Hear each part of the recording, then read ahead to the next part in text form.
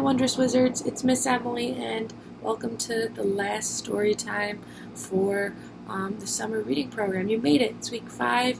You've been logging your minutes. You've been reading. You've been doing great work.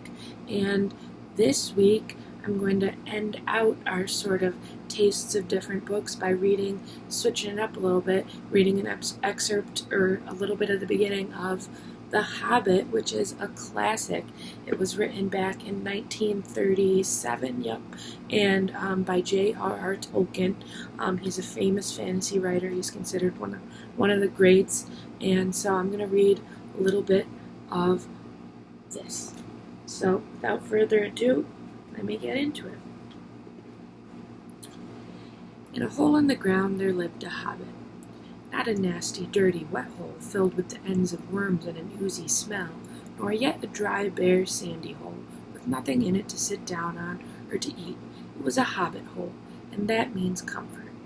It had a perfectly round door, like a porthole, painted green, with a shiny yellow brass knob in the exact middle.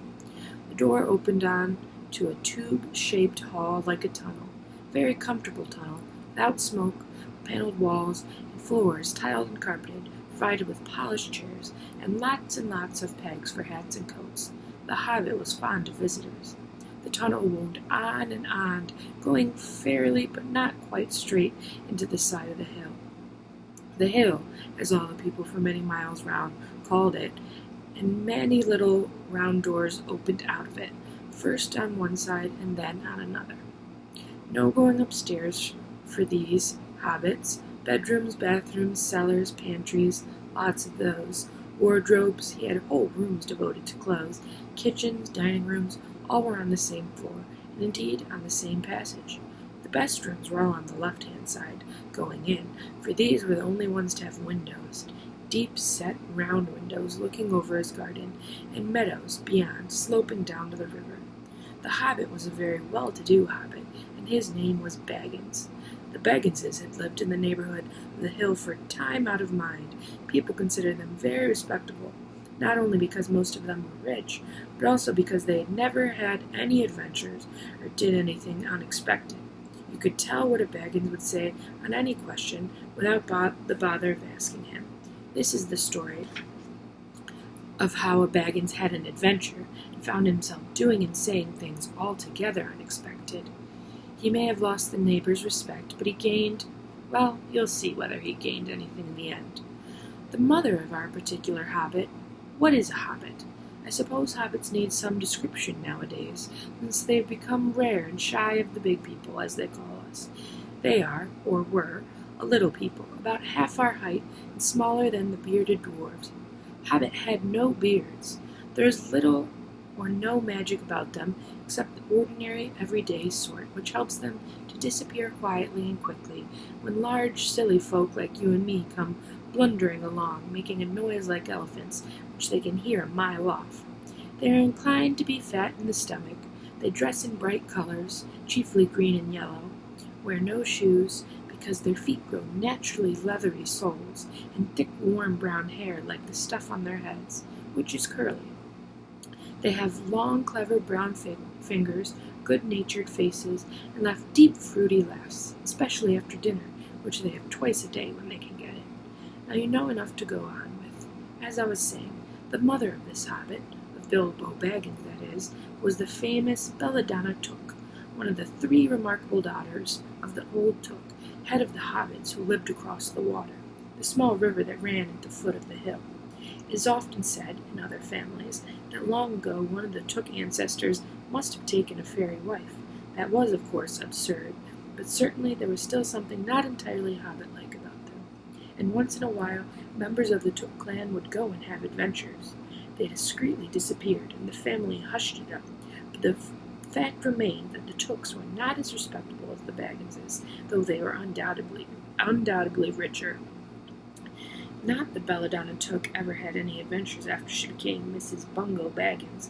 Bungo, that was Bilbo's father, built the most luxurious hobbit hole for her, and partly with her money, that was to be found either under the hill or over the hill or across the water, and there they remained to the end of their days. Still, it is probable that Bilbo, her only son, although he looked and behaved exactly like a second edition of his solid and comfortable father, got something a bit queer in his make-up from the Took side, something that only waited for a chance to come out. The chance never arrived until Bilbo Baggins was grown up, being about 50 years old or so, and living in the beautiful hobbit hole built by his father, which I've just described for you, until he had in fact apparently settled down immovably. By some curious chance one morning long ago, in the quiet of the world, when there was less noise and more green, and the hobbits were still numerous and prosperous, and Bilbo Baggins was standing at his door after breakfast, smoking an enormous long wooden pipe that reached nearly down to his woolly toes, neatly brushed, Gandalf came by. Gandalf. If you had heard only a quarter of what I have heard about him, and I have only heard very little of all there is to hear, you would be prepared for any sort of remarkable tale. Tales and adventures sprouted up all over the place wherever he went, in the most extraordinary fashion.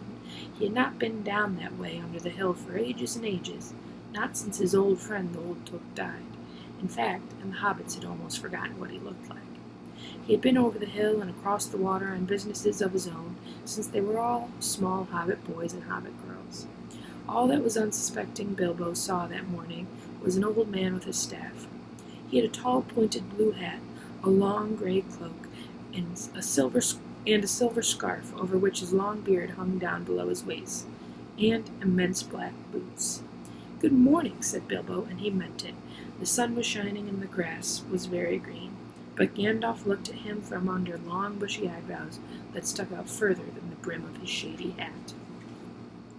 And I'm going to stop there before we get to know Gandalf, but Gandalf, spoiler alert, is a wizard, and you'd soon find out that he kickstarts this crazy adventure for Bilbo. So, if you liked any of what you just heard me read a little bit of, I really suggest you check this one out.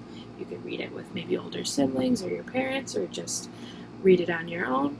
But this one, it does have some maybe scarier moments. So if you don't like that sort of thing in your fantasy, then maybe read it when you're a bit older. But I really like this one, and I suggest it. And thank you so much for all reading and working so hard this summer. And I can't wait to be back in the library and hopefully see all of you. So have a good rest of summer.